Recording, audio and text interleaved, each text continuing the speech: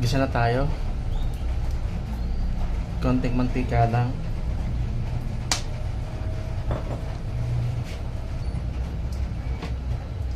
Unahin natin ang luya.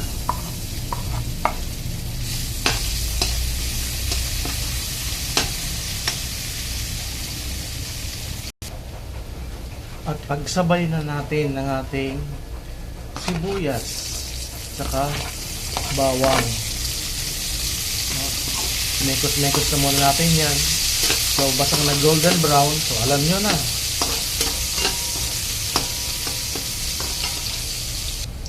Lagay na natin ang kamatis. Yun o. So much tomato. Mas masarap, mas malinamnam pag maraming kamatis.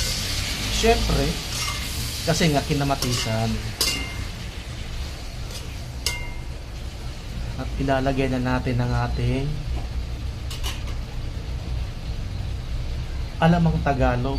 Kasi nahabol na ng, alam niyo naman, medyo mayamo yung ating alamang. Mabango para sa mga insekto, lalo sa langaw. So ganyan lang yan. Para naman maiba, hindi puro laging tinolang Adidas, adobo. Para naman maiba naman, 'di ba? Yan ang version ni Katabang Dave. Pinalamangan, pinamatisan. So lagay na natin ang main course natin para talagang malambot na malambot ang ating Adidas. So yun, no? Pinagsama-sama ko na. At isama na rin natin dyan ang ating yog para may kaunting kagat.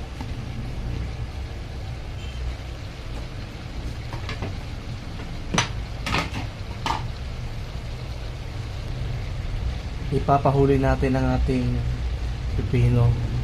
Kung kailan malapit na siyang maluto, malambot na, saka natin ilalagay ang pipino para crispy o half cook natin.